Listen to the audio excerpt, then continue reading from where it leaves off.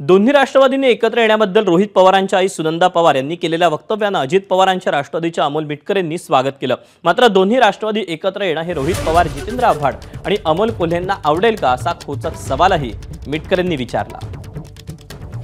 त्यांच्या विधानाचं मी स्वागत करतो, त्या आम्हाला आई समान आहेत, पण त्या रोहित पवारला वाटतं का दोन्ही राष्ट्रवादी एकत्र आल्या पाहिजे ते त्यांनी स्पष्ट करावं। रोहित पवार सोबत त्या खासदार कोल्हेला वाटतं का?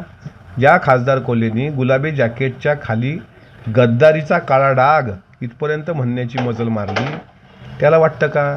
जितेंद्र आव्हाडला वाटतं का?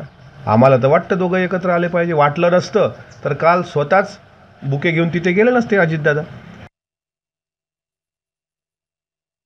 आजपर्यंत पवार साहेबांनी जो निर्णय घेतलाय त्याच्या पाठीशी तुम्ही उभे राहिलात, त्याच्यासोबतच तुम्ही गेलात, पण आता कार्यकर्ता म्हणून खरंच तुम्हाला वाटतं का पुन्हा दोघांनी एकत्र येणं गरजेचं आहे?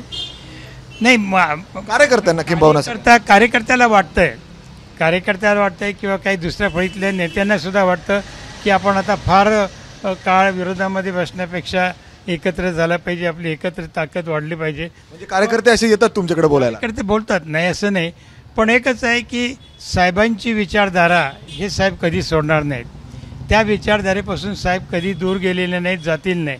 त्यामुळे त्या विचारधारेच्या बरोबर जर कोणी येत असेल तर साहेबांची त्याला हरकत असेल असं मला वाटत नाही।